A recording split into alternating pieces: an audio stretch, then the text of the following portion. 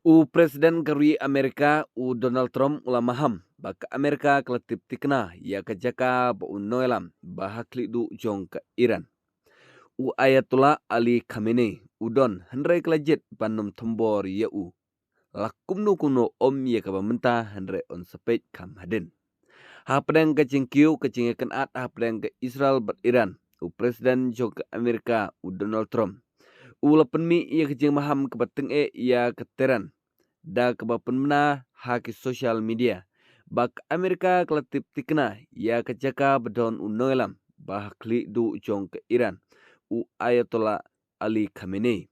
Haba ulapan kam baka US kan shimno hakane kapor utrom ulamaham baka jinshania jong Amerika hakane kenti kam da bahasyu bat kari Iran. Ngitip tikna shano uri Ali Khamenei balakot yalade kum supreme leader.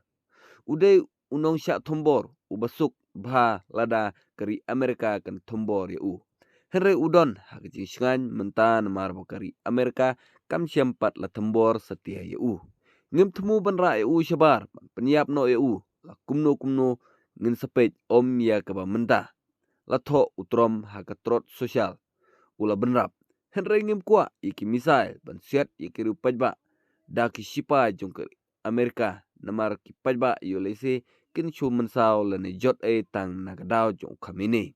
Kene kejing kren jong Donald Trump kren menen kesngi dekaba pus lengba katrot sosial.